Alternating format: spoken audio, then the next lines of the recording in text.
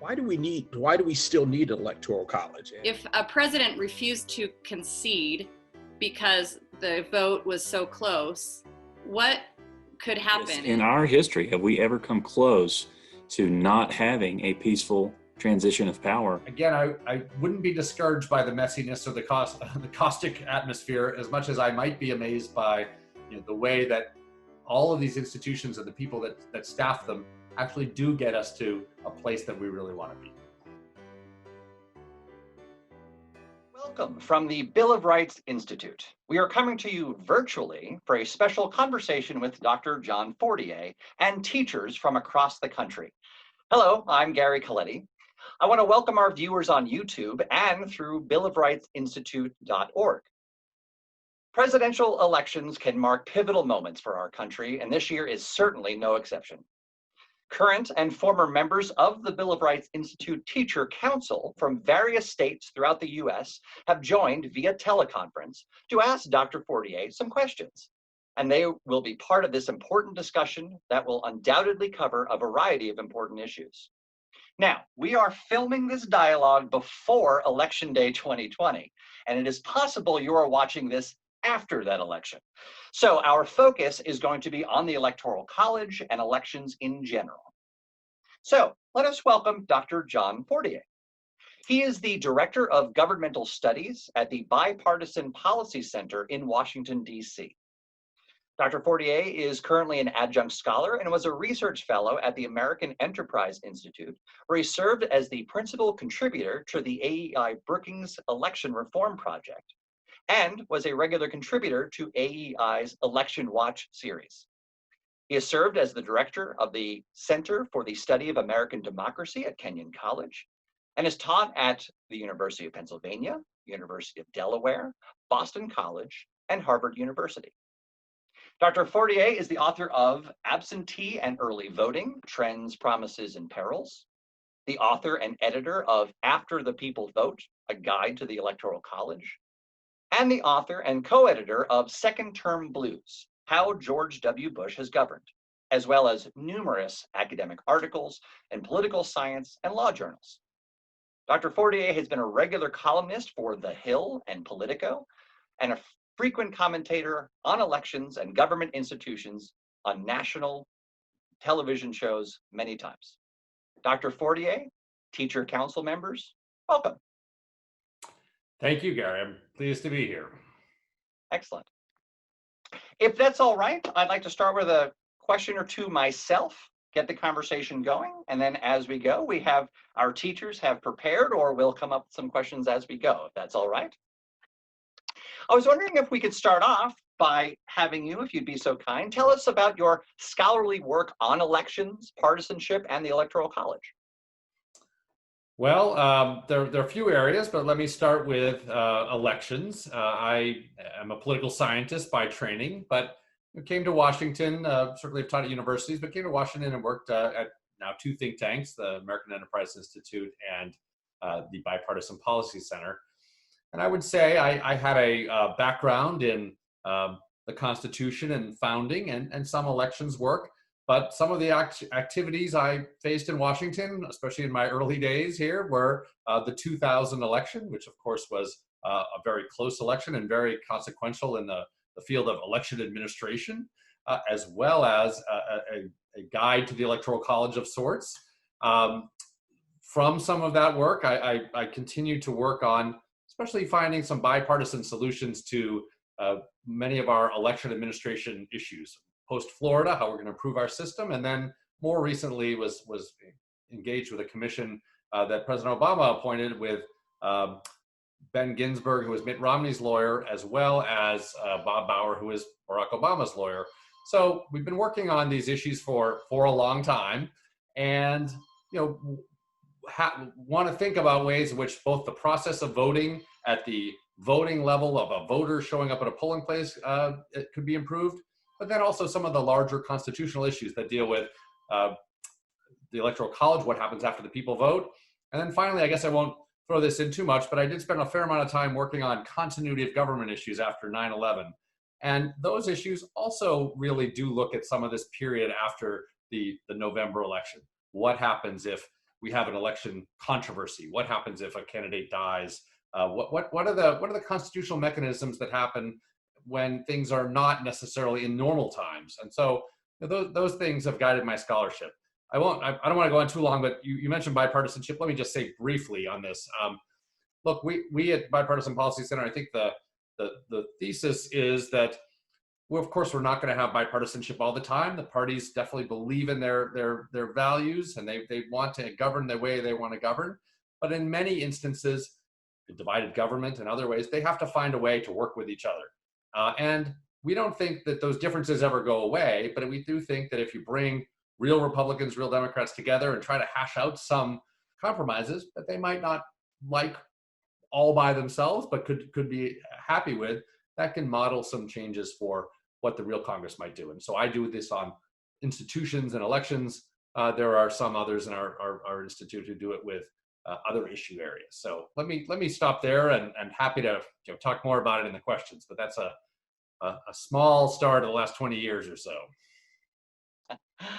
No, that's fantastic. And we certainly have lots of questions, and even from this beginning introduction, there's so many ideas floating around.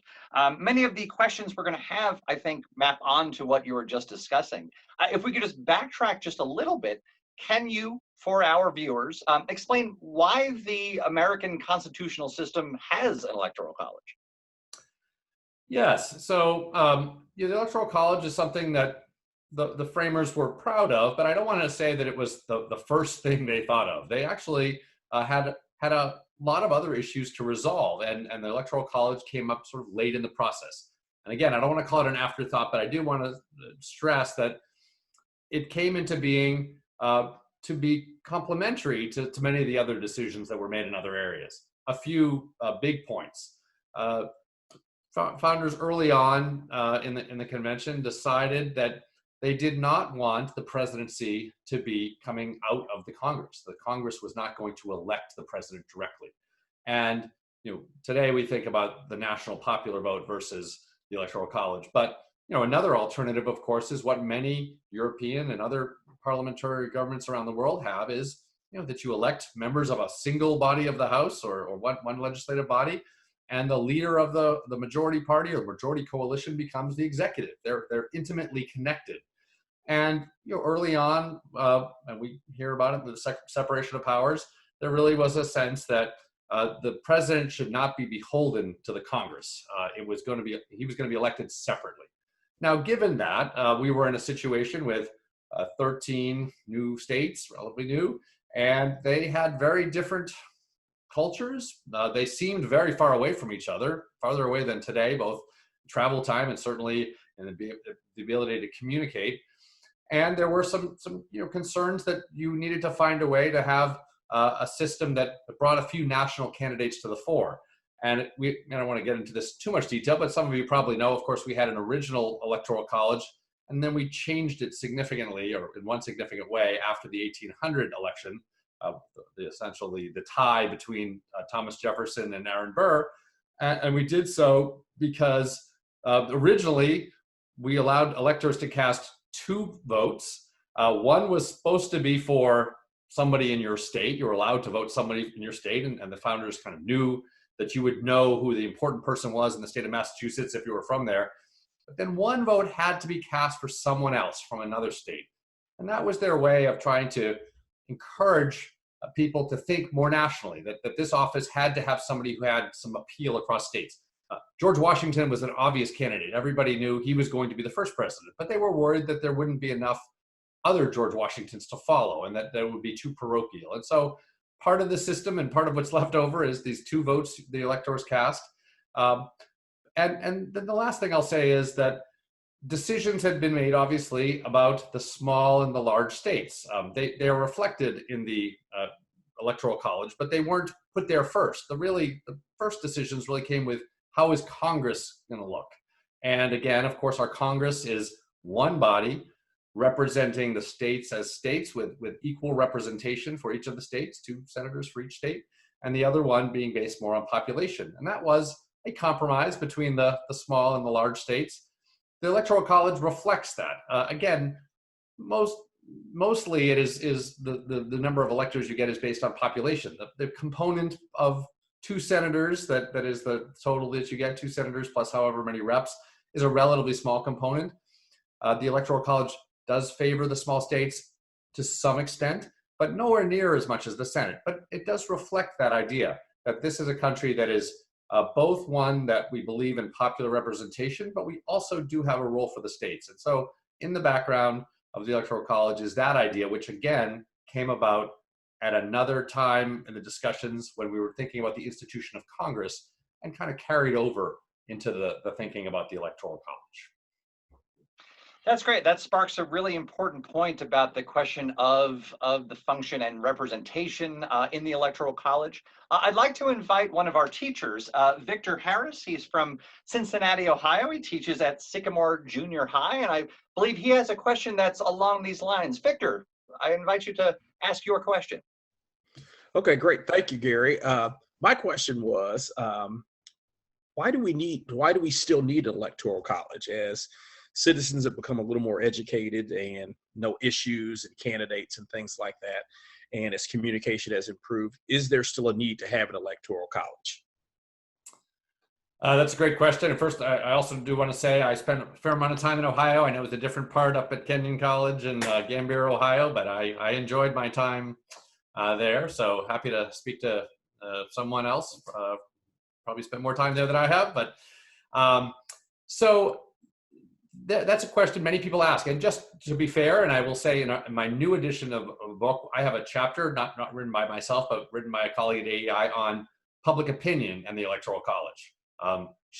Carolyn Bowman digs into essentially every poll that's ever been done on whether people think we should have the Electoral College or not, going back to the 1940s when polling really became a regular feature of our politics. And truthfully, the Electoral College in this period has never been popular, right? That number is usually 65% of people saying, if we started all over again, I think we'd prefer to have a national popular vote. That's just what we're used to. So I think we start from that. Now, it is also difficult to change. There's some, we could get into this, but there's a traditional method of amending the Constitution. We, of course, know that's difficult. There's also a newer method called the National Popular Vote Initiative. Without all the details, I would say it's still difficult, but not as difficult. But it's difficult to change, and it hasn't been on people's priority list as the highest thing. So especially, I think, in 2000, after the Bush v. Gore results, we had other things to think about, all the problems with our voting systems and hanging chads and what we do about that. And people didn't put changing the Electoral College at the highest point. I do think now, having had 2 elections in the last 20 years where the Electoral College has gone one way and the national popular vote, there's more of a sense of changing it. Although I'll also note that public opinion is polarized a bit. Usually Republicans are they don't love the Electoral College that much either. But when their candidate has won because of it, they get a little more positive about it. Democrats get a little more negative. So we'll see. So I think your insight is right. A lot of people don't like the Electoral College or would prefer something else.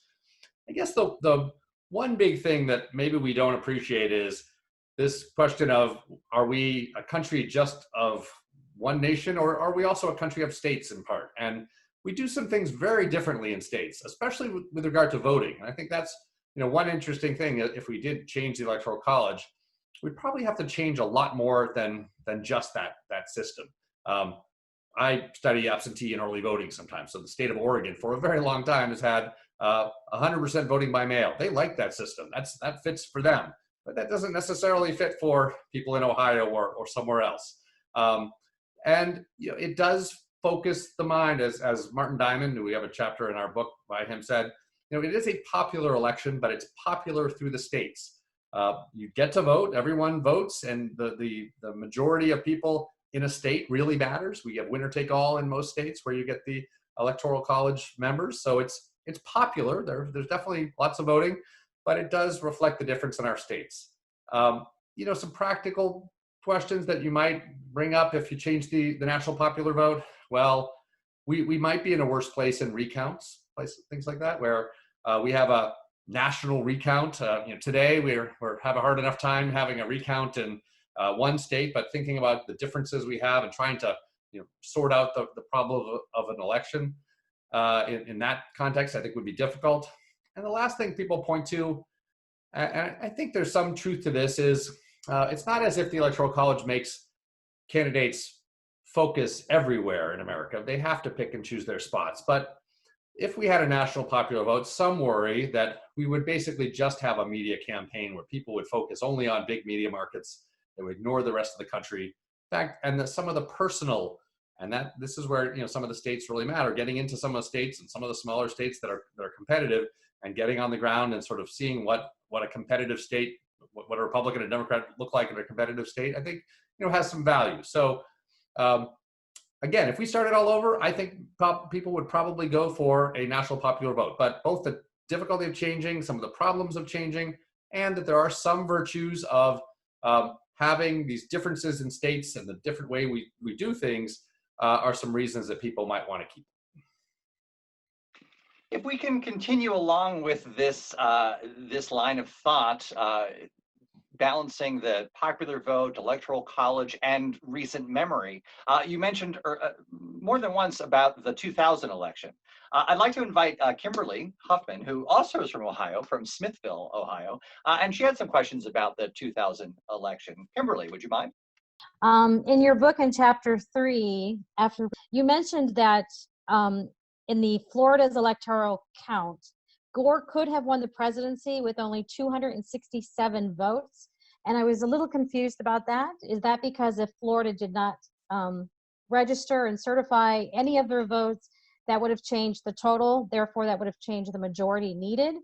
And why wouldn't Al Gore still have needed the 270, which we think of as required to win? If indeed Florida could not register their electoral votes and they weren't counted at all, then does the 267 that Al Gore achieved without Florida, is that enough to put him in the threshold of the presidency? So I think the simple point that people realize is that in a normal election we don't have a lot of drama, and we add up the number of electors, and they, for the most part, they vote the way they're supposed to vote, leaving aside these faithless electors, and we get a total, and it's 270 or above. One of the most difficult scenarios that we have resolving with our electoral college machinery, we didn't have it happen in Florida, but it was pointing in that direction. But we could go back to 1876, and I think that's the one that none of us would like to see again.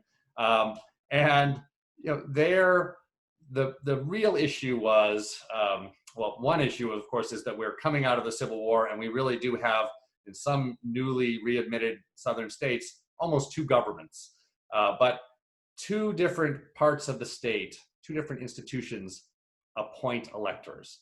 And we can imagine that perhaps could have happened in Florida. There was some talk of it, that this recount was so intense that perhaps there would have been an original certification by the Republican Secretary of State and signed by the governor, and then maybe a court would have said, no, you have to keep counting, and they would have gotten a different result. And then a different slate of electors was sent to vote in December for the Electoral College. That scenario is really one of the most difficult ones that we have, because it really shows that there's some fundamental divide in the state as to who they think won the election, which party it did. And then it goes to Congress. And again, the timeline seems very nice and easy when we're looking at a normal election. Few people tune in to C-SPAN to watch on January 6th when there's actually this counting of the vote. You probably all do, I do, and it's fun to watch, but it's usually not controversial. But when that normally happens, you read the names of the electors, or you read the votes that came from each state, and you add them up and you get to your total. But what happens if now two different slates, two different groups of people, one supporting Donald Trump, one supporting Joe Biden, have arrived in the Congress? And that, in 1876, it took us all the way up to the day before the inauguration, which was then in March, to resolve that. And it wasn't resolved in a pretty way. There was a commission, and there was still a lot of arguing, and essentially there was some deal cut that cut short Reconstruction in important ways. And even today, it's hard to imagine thinking of the parties resolving a dispute if one was in charge of the House, one was in charge of the Senate. Getting to your very specific question, So perhaps, especially if one party were in charge, they might throw out all the electors, or not be able to count the electors. If for some reason that happened in this two slate scenario, or perhaps if a state didn't appoint electors at all, if they never got around to it, or they couldn't get to that point, or if somehow one slate of electors were thrown out, then maybe, and again, sometimes it's controversial, you would actually have a smaller number of electors as the total, and the number would be lower than 270. Again, I like to think about these things, and it's important. It's something that could come up. We don't think this should happen. This would be, pretty strong political hardball probably in some cases. But if in theory a state just didn't have representation, the electors got thrown out, all the electors, all the slates, then the number could readjust, and then perhaps without Florida being in the election at all, then Al Gore's total would have been the majority of what was left. But again, that would take a lot to get to that point, but it's something that theoretically could happen. Could I follow up? Yeah, absolutely. It wouldn't cause it to go to the House then? Is that correct? It would just be the 267. So there's some dispute about this, and I'm glad you're getting into these tricky questions here. One thing I just like to stress, because I think there's been some misimpression in the press out here that the two, I guess you could say, bad or obscure scenarios merge together always, and just the two scenarios I'm describing are, one is some sort of deadlock between the two parties about two slates, and they can't agree who won the state. That's one scenario, and really, if they don't ever resolve that, we don't ever get to a count, and we even perhaps go all the way to election inauguration day, and maybe go to the line of succession. The other scenario is, and there are clearer scenarios of this, nobody gets a majority. So a 269 to 269 tie, for example, nobody has a majority. Then the House of Representatives would vote for the president in this different way, and we haven't talked about that, but you probably all know this by state. Or if there's a third party candidate, or perhaps if there were a faithless elector, some way that we get knocked off so that nobody gets 270. This other scenario is the parties don't really even agree whether the two slates, or even one slate perhaps in one case, is valid, and they can't get out of this situation. And so they're either, if they're deadlocked and they can't get there, then they might get to the point of going to the line of succession all the way up to inauguration day. If they agreed to throw out a whole slate of electors, people think one theory is that then the number is reduced, that state just doesn't have representation, that they never really got their act together and submitted the right kinds of electors. Some would say there's another theory: you could throw out the votes, or you could question a vote, but think that the electors were still there. It's just they didn't vote in the right way, and then you would have a minor minority case. So many of these things are still under dispute, and again, they would be taken up by both parties to serve their interests. And I do think there's a possibility that could happen what you said, but there's also a possibility that you would just sort of throw them out and lower the number. Great. This raises a lot of really interesting questions about how things should go, how they could go, how there are contingencies for it. And among these, I think a line of reasoning is really interesting, which is a question about legitimacy and recognizing results and decisions. I'd like to invite Sherilyn Stouffer, if that's all right. Sherilyn comes to us from Afton, Wyoming, and she had some questions along these lines of legitimacy and what could happen. Sherilyn, would you mind? Sure. Thank you. It's great to be here. And because I'm from Wyoming, I definitely am from a place where, because of our, the least populated state, we often get talked about when it comes to the Electoral College. So anyway, but my question is about, yes, if the election results, the Electoral College votes were contested, and perhaps it was just barely like one or the other, and still we were recounting votes, and what would happen if a president that was already in office, I'm trying not to use our current possibility, but it is right now. Really what I was thinking about, if a president refused to concede because the vote was so close, what could happen? And would the military have any kind of, I mean, who would have the control? I mean, I know that the House gets to decide in the end, but there's a lot about concession with presidents just, you know, conceding. And so I've read some things about that, and I'm kind of confused about, you know, really what could happen if that were to be the case. Thank you. Yeah, I think, you know, that's a really good question, and it's one, you know, I've been asked in the last few weeks, and it's on people's minds.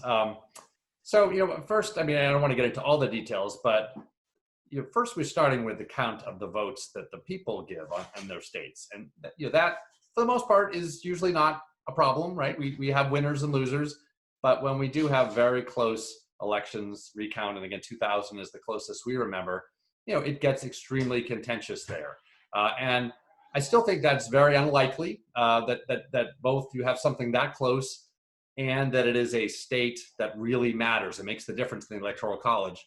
And in fact, just on a separate issue, people have been asking, will we know the results election night? Well, we might not know. There are a lot more pressures on counting than there are in the past, but you know, if the margins are big enough, we will know. So I do want to stress that this kind of really close, contentious race is not that likely. I think sometimes people ask the question, well, if the result was really obvious and the president decided to ignore it and try to stay in office, what would happen? And you know, there, I think, very practically speaking, I think, you know, the American people, the other members of his party, others would quickly come to say, look, there really is no legitimate reason for you to stay. You know, you've lost the election.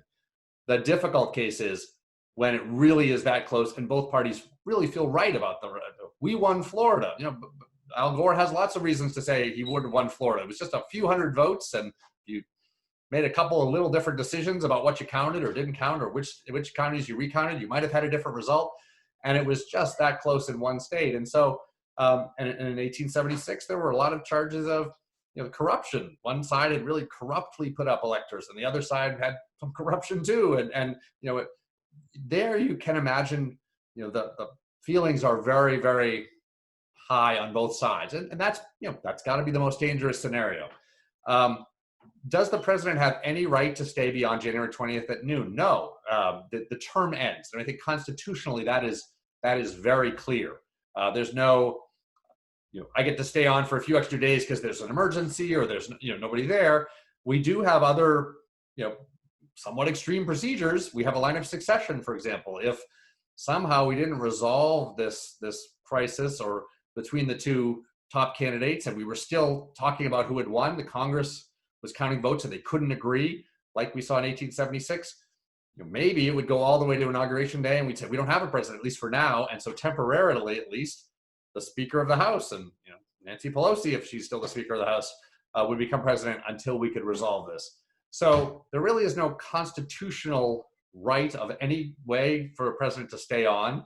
And I do believe that, again, in the case where there's any margin or it's clear in any way that a president could not ignore the people, could not ignore really his own party, who would say, you know, step aside. But, you know, you may point to a scenario where people really felt strongly, and, you know, again, I can't tell you how that would be stopped other than the fact that constitutionally it is absolutely clear. You know, Donald Trump could stay on for a second term. He could leave office the first term, be sworn right back in because he'd won the election, and be the president for 4 more years.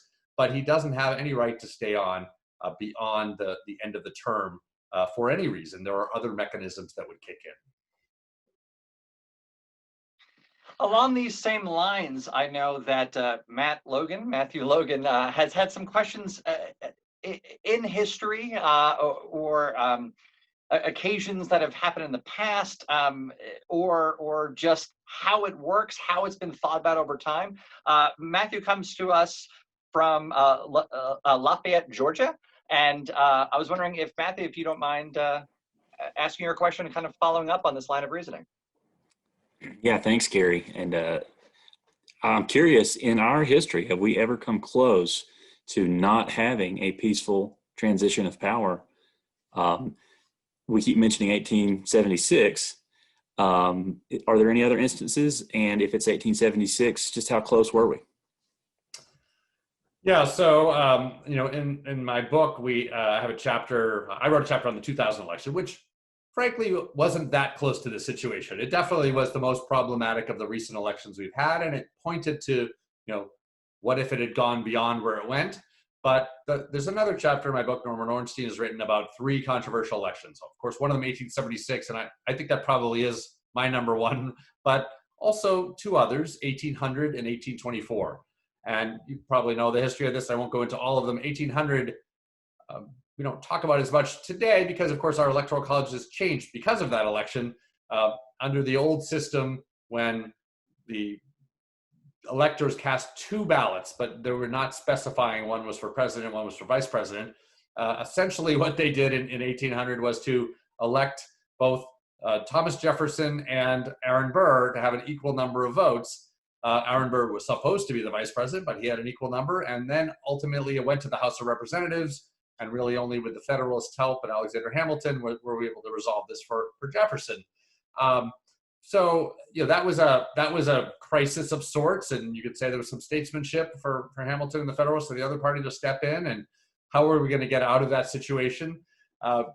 Whenever you get to Congress, either in the case of Congress is picking the president, in case of a tie like that, or in the case where they can't agree on counting the votes, you will always wonder, well, will the parties agree to things? They're the ones who are going to make a deal, but what does that deal look like? And boy, they don't like each other. What's going to happen? So that was one. 1824, where you did have our only election where you essentially had multi-party candidates and no one got a majority. And so you did have Andrew Jackson getting the most popular votes, the most electoral votes, but it was a plurality, and feeling robbed by the dealings that were done to make John Quincy Adams president. Wouldn't say that was exactly a constitutional crisis, but certainly Jackson railed against it and used it to run again. And it wasn't as if they went home and said, "Oh boy, that was all legitimate and great," but they did live to fight another day and won an election through the process that they should have won. 1876, again, without to rehash it all the time, I think is the worst, because I do think it points out this issue in the Electoral College, which is hard to figure out. And if again we get to Congress, Congress is the one who counts the votes, and mostly it's just very much a formality. But if really they are faced with some state that there for some reason are 2 different slates of electors, and we didn't really agree whether Florida is won by Republicans or by Democrats, and there are these 2 groups sitting there. Which one should we count? And again, in 1876, we had this, and the House is in one hands and the Senate's in the other hands. They can't agree. They can't figure it out. What do we do? And for that, there went through all sorts of machinations. There was no tiebreaker. Some people think we should have a tiebreaker. Some people think a court or somebody else should step in. They tried to appoint a commission, and they did appoint a commission. They wrote a law, had a commission. It had a relatively equal balance between both. There was a tie-breaking vote, and there was some machinations there as to who that would be. And that commission ultimately kept making decisions that the Republicans had won each of the states, and Rutherford B. Hayes had won each of the states, and they needed to win all those states to get Rutherford B. Hayes to get the majority. And even with that commission, even with those decisions, we went up to just before Inauguration Day, which was in March, a day before, and it wasn't clear that both sides were going to totally accept this decision, and what was going to happen. And would we go to the line of succession? Would there be? There were different theories as to what would happen, and they were not good, and there was no obvious answer. So that is the worst case. We did, without getting into it too much, 10, 11 years later, we had a law passed, and it was meant to help. And they took a long time to figure out what this law should say. And it's the Electoral Count Act. And it's still on the books, but it's complicated and it's a little convoluted. And there's some question as to whether Congress really even has to follow it.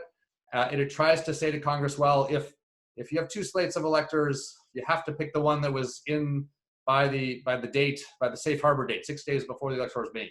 Or maybe you have to pick the one, if there really is no other alternative, it's a tie, the one with the governor's signature on it. There could be 2 of those, but maybe there's only one.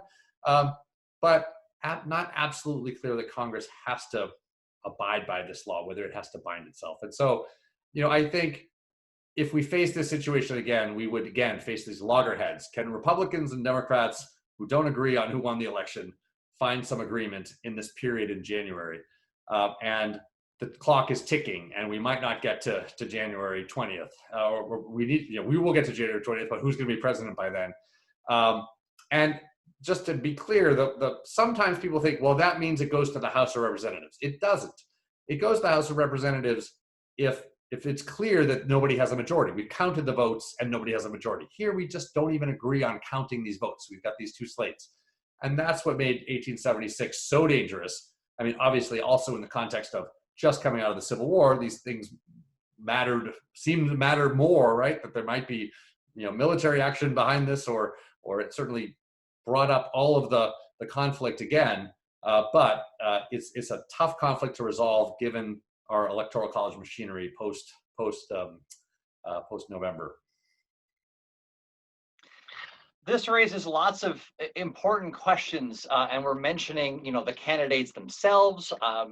Very importantly, we're mentioning the systems that have been in place that have often come out of need, it sounds like. One area I think that would be interesting to continue with is what about the view of the voters themselves, the people themselves, and their acceptance of it. I know that Mark Robinson has had questions about this, so if that's all right with him.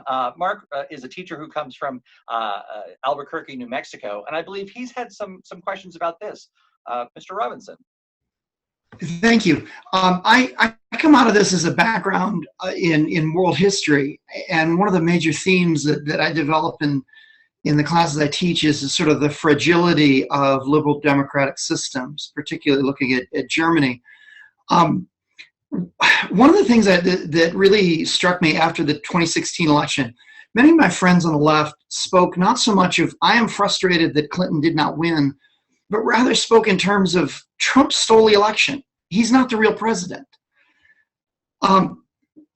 Does the Electoral College reduce the sort of overall legitimacy of the presidency? And is this dangerous, or should I be worried about this? Well, I think it's a good question. I mean, I guess I think in many ways it's the system we have, and there are a lot of arguments to say that it has. I think it does have democratic legitimacy, but I do think the more normal or typical way that people look at elections today is to think about more direct national popular votes. And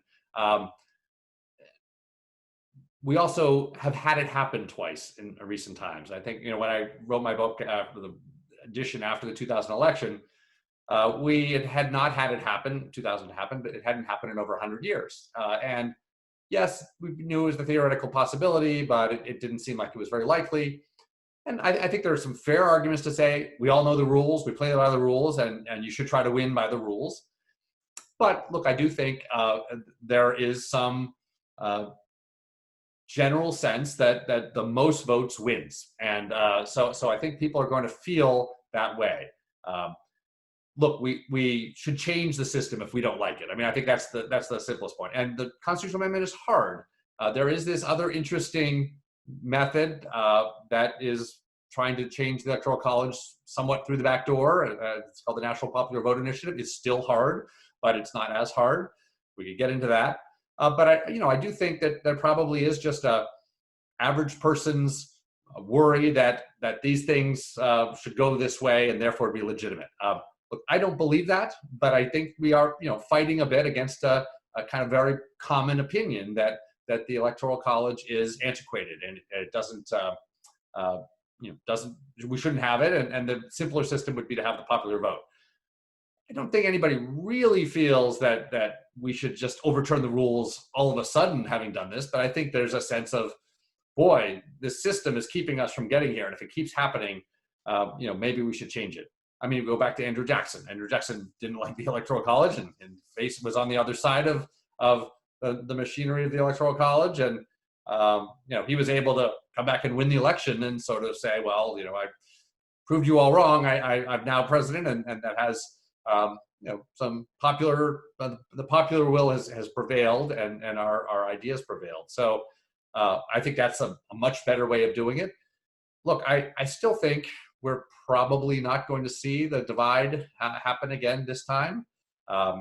It is true that if you think about some of the running the 2016 election with some trends that are happening again, you could imagine it happening again. But there are big swings here and there in the electorate, and things change in terms of the coalitions that people have together. And so to say that we're always going to be in this position where one side thinks it's against them, I'm not sure that's true. In 2000, actually, many people believed that it would happen the other way around, that George W. Bush would actually win the popular vote and lose the Electoral College. It was obviously a lot closer then, too. I used to say, really, that couldn't happen except for maybe 1% or less of the popular vote, but of course it happened in a bigger way in 2016. Of course, theoretically, it could happen in an even bigger way, but I don't think that will happen for the long term. So I do think there are some legitimacy questions. I think we should accept the winner as the winner. That's the right thing to do as an American citizen. But I definitely think there's some democratic arguments that are in many people's minds that think that's the better way to go. Can we follow up? You mentioned the amendment process, and you said we could get into it, and don't tempt us with curiosity. This group here, we're very excited about that. And so I'd like to actually stick with that, because let's go into it. It actually really is interesting. Jennifer Jolly had some questions about the amendment process, the states, just what goes into that. So Jennifer, who's a teacher and she's from Sebastian, Florida, do you mind if you've been percolating some questions here about all this? Do you mind asking? Sure. So thank you for being here with us today. We teachers, when, I know that I'm a government teacher and I teach the Electoral College, and I teach it to make sure that my students understand it. And then I try to make them understand some of the reasons why, there is Electoral College, the proponents of it, and then the critics of the Electoral College. And so one of the things I quickly tell students is, well, the small states would never ratify a constitutional amendment to go to a popular vote. What do you think about that? I mean, is that legitimate for me to say to my students, or, really what do you think about, a prediction if there is a constitutional amendment that is proposed? It's always proposed. It always seems to be proposed, but it's never really, gone as far as the states. Is it the small states that are really blocking this proposed amendment? I think that's a really good question. And I had some opportunity to look at some of our earlier debates. We've had various times in our history where we've seriously thought about changing it. And in the 1970s, we had some thought about that. And the small state, large state issue, I think, was still pretty live then. I don't want to say it's dead, because I'm going to bring up one other point later, but I don't think that issue is really animating us today.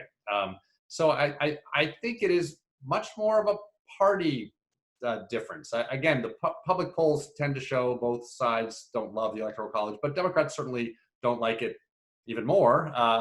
But I think there are broad issues of equality of the vote on one side and sort of tradition. I think even without knowing all the details of the Electoral College, this is a system that served us well. It's part of the Constitution. There would be unintended consequences to change it.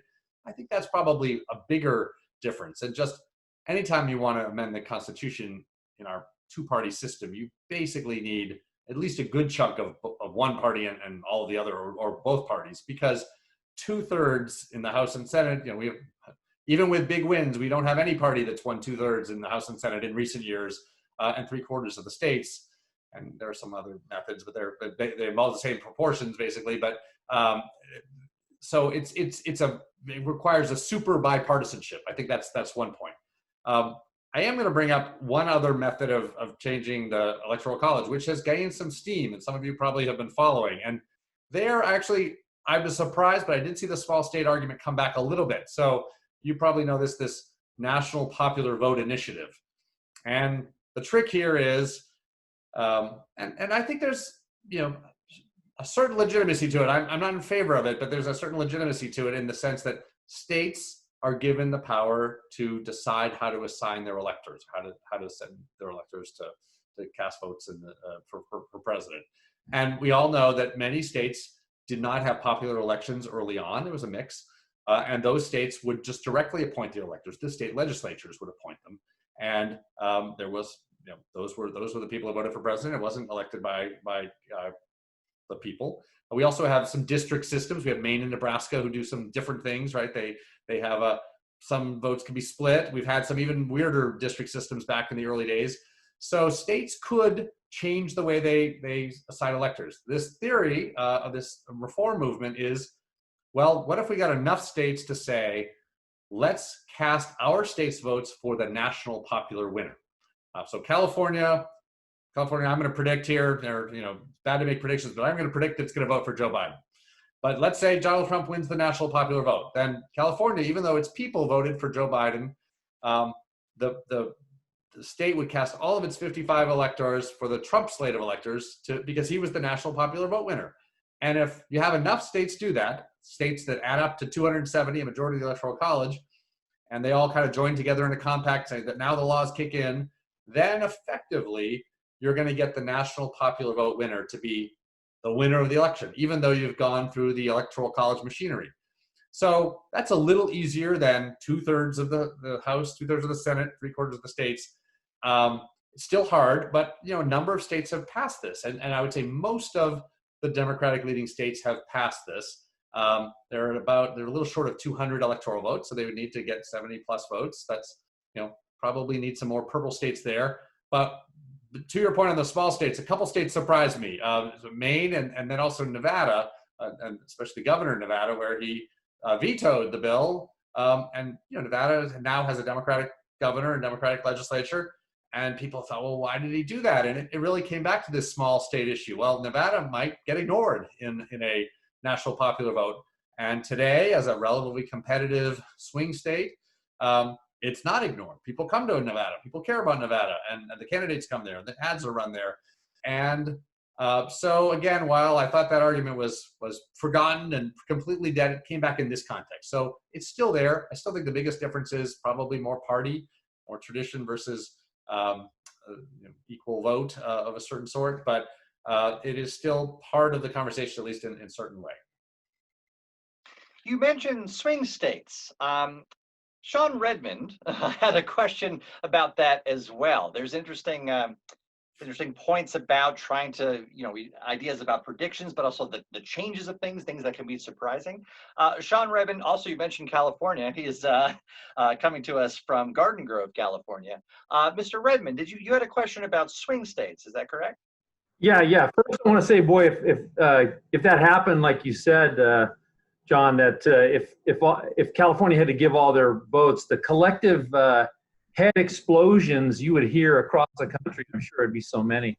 My question is, because swing states are always changing, doesn't that make it less likely for fraud? Because if you knew it's a popular vote, it would be easier to focus know where to focus the efforts of fraud. Does that make sense? Or I wonder what you think about that. Yeah, look, I think there's some truth to that, or maybe even a broader point that, I talk to a lot of people from other countries, and really our system is quite different than most, and not just the Electoral College, but in how we run elections very differently in different states, and that we don't have any national body running elections. So in most countries, you have some sort of central electoral commission, and you have a uniform set of rules for running elections throughout the whole country. And there's some good things about that. People like that. In a way, it's less confusing and easier to reform, and some good things. But one of the weaknesses is potentially that body is either under the thumb of the executive, right? I think many Democrats would not really feel comfortable if Donald Trump were in charge of the electoral commission that ran all of elections in all of America, or vice versa. Perhaps you could insulate it in certain ways, but I think that having one body that would be potentially corrupted or under a partisan thumb, or just might be making decisions that just have one theory about them, there's a certain lack of protections. Today, it's not only, as you say, that you don't know which states to go to, but who is really in charge of making all the decisions in this election? It's a mix of people. And in some states, it's clear one party's in charge, and maybe the Secretary of State reflects that, but in another state, the other party Secretary of State's in charge. In some states, they're split. You know, we see a lot of these court decisions be, well, the legislature is Republican, and they want to do something, and the Secretary of State is Democrat, and he or she wants to do something, and the court steps in, and was that court leaning one way or the other, and then the federal court steps in, and that can be very confusing, but it is also not a case where you say, boy, this election was, you know, not fair because it was run by that Republican or that Democrat. And so the 50 different states, the 50 different ways of running elections, and the 50 different heads of elections essentially make it very hard to, you know, corrupt the election in one way, and also make it hard to say that just one party really threw it to them. Lots of decision makers are there, and you know, it's not always perfect checks, but as a whole, there are kind of a lot of checks that we know that it didn't all get skewed in one direction because of one person or one party. Following up on that, the idea of skewing toward parties and whatnot, I believe Lara Beard has a question about the parties and the connections to all of this. She teaches she's from Little Rock, Arkansas, and teaches civics and economics and AP. And Lara, I believe you have a question. Yes, I wondered if you could address the idea that the Electoral College has kept us in a two-party system. If that link between the Electoral College and the two-party system has prevented us from allowing a third or fourth party to become competitive. Yeah, that's a very good question.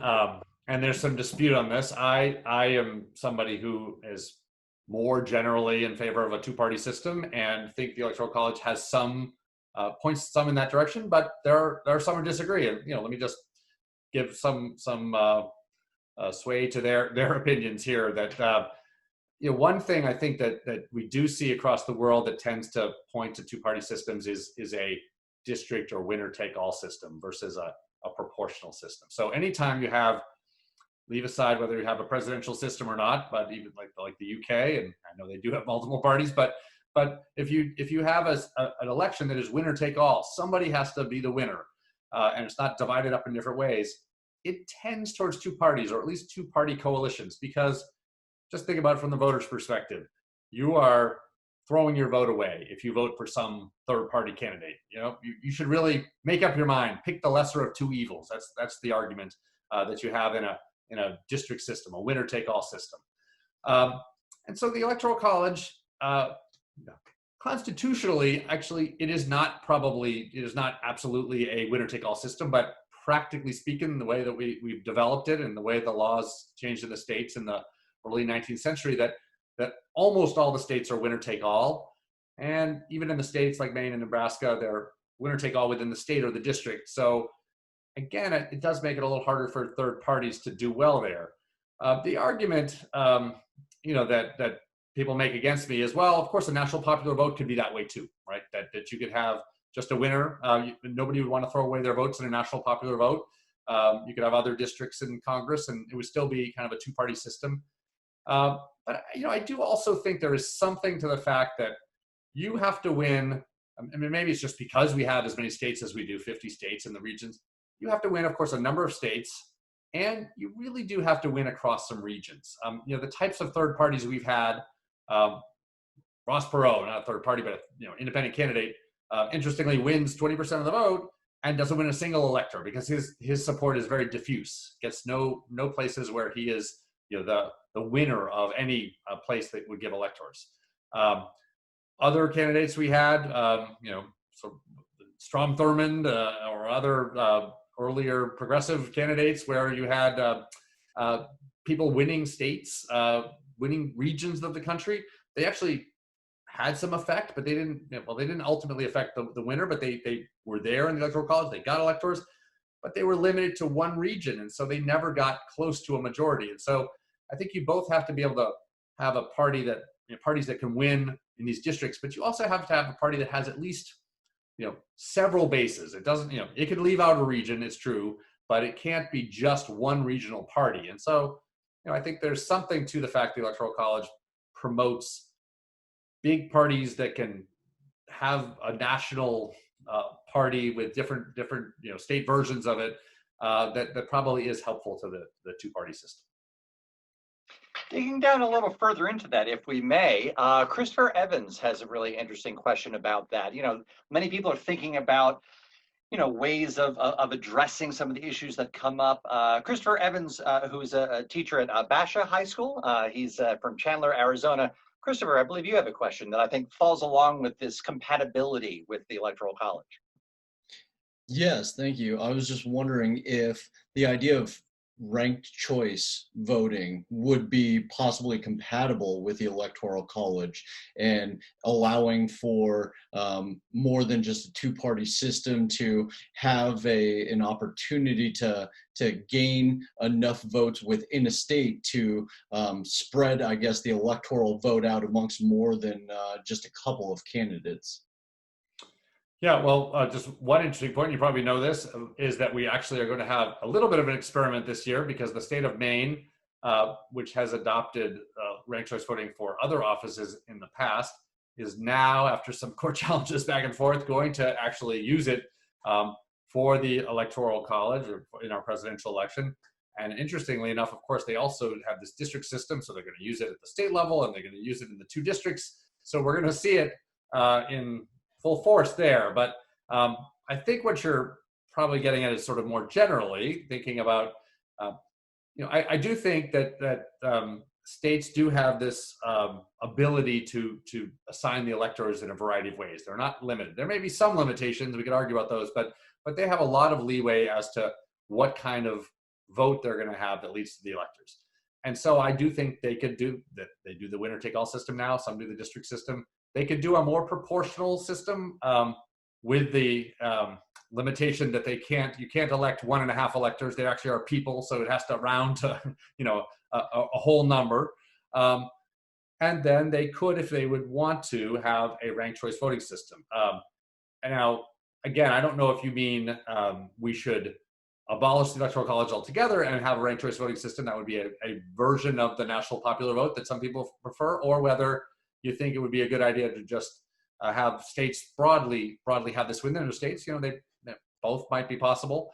I guess my issue with the ranked choice voting is I worry that it promises a little bit too much to everybody.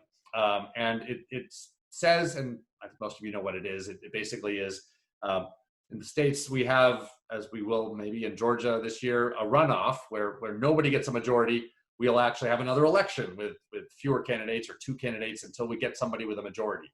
The ranked choice voting is a way of, in a way, all at once having even sometimes multiple runoffs where you get to vote, rank your order of candidates, 1, 2, 3, 4, 5, and in the election, the final one, the 5th candidate drops out, and then those votes are reassigned to other people. Who was your second choice? You like number 5 best. Who was your second choice? Okay, those votes go to number 1, and then the number 4 drops out, and so you're left with just 2 candidates, and all the votes are reassigned. And it's a way of kind of running multiple runoffs until you get the person with the most votes.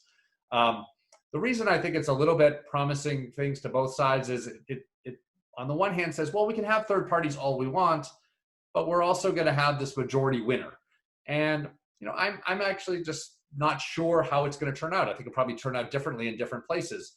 You can imagine it turns out in a place where it really encourages a proliferation of a bunch of small parties. And that has problems. We look at countries like Italy or Israel sometimes where you have all of these little parties and, what is the majority, and the people make deals behind the scenes and kind of come back together to form a majority that really nobody voted for. Or it could be that the 2 big parties kind of co-opt this system and really find ways to make sure that, that they have, keep their candidates out, more than one candidate, that they have systems that they put somebody in there who's going to be already a majority candidate. I guess I'm just not sure that it's going to work quite as advertised. It can work. I mean, when one sees a system and says, Vermont is an example that people point to. There's kind of a Green Party and a Democratic Party, and if you add them up, they're by far the majority. Republicans can get in sometimes because they split the vote a little bit. Well, maybe it would make sense to have the progressive candidate, whoever it was on the left, be the winner because they have the majority rather than this more minority Republican Party. But, you can think of cases with 4 parties, 5 parties, and how you split them. And I guess I also think for voters, it can be confusing. Some countries use it. Australia uses it. People figure it out. But in the more extreme circumstances, it can be confusing to figure out, well, I've got all this gaming to do. What happens after my original vote? Maybe a 2-party system where you're basically faced with this choice again. Who's the lesser of 2 evils? I see these candidates, and if I had to live with one, who would it be? And that's more of the calculation for a 2-party system. I do think can sort of confuse the voter in a certain way as to what they're actually getting at. And so I'm not for it, but it has gained a fair amount of support in a lot of city council races in other countries, Maine. So maybe it is something that's coming in the future. It's been very fortunate being able to have this time with these not only excellent questions, but also it's very clear how much you've been thinking and digging into this, Dr. Fortier. I was hoping we could start approaching a sort of a wrap up with a question that digs back into all of this thought that you've had. And this question comes from Nancy Lindblom. Nancy comes from Mesa, Arizona, and she has a really interesting question considering everything we've been discussing so far and how much you've been thinking about things in general. Nancy?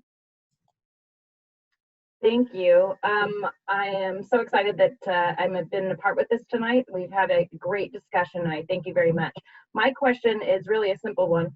If you could change one thing about the election process, what would it be?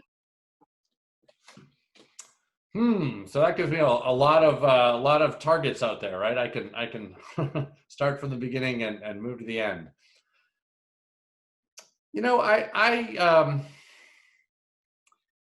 So, I think about some of these things, and so I could tell you, we brought up the 1876 scenario, and to me that is an issue and would be very bad if it happened. I also think it is extremely unlikely that we ever get there. So while I study it and I think it's important, I also don't think it's something that we're likely to really face. And so I wouldn't, even though I'm tempted to say that's a really interesting thing that we should deal with, I'm probably tempted to move away from that just because it's pretty unlikely to happen. I might actually come up with something a little more pedestrian, and that is going back to the voting process. I actually don't think we really have learned enough in the States to really to think about how we handle recounts. Recounts, just recounting the vote, especially in a close election, anywhere in the world can be an incredibly controversial thing. Parties care, it's close enough, and parties care about these things so that their juices are really flowing.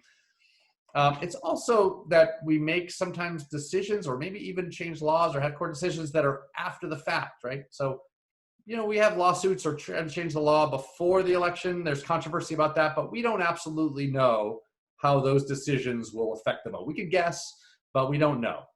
After the election, when we have a dispute and there's some pile of votes, and these are the votes that didn't have a postmark that they were supposed to have, should they count or should they not? And there's a law about it. Then we're really fighting for, when I think one side thinks, well, I need those votes because they're leaning towards my side, we think, and we can change the law and get them over to my side. And people are not making principled arguments. And there's no way to resolve everything about this. But, the 2000 election, which I guess was sort of formative for me in thinking about these things, we had some, real issues, not only with election administration, electoral college, but with the recount process. And one of the issues in Bush v. Gore was, we have a short period of time here. We can't count forever because we've got the electoral college meeting, and this recount you're proposing is not really up to snuff, and so we have to stop the counting.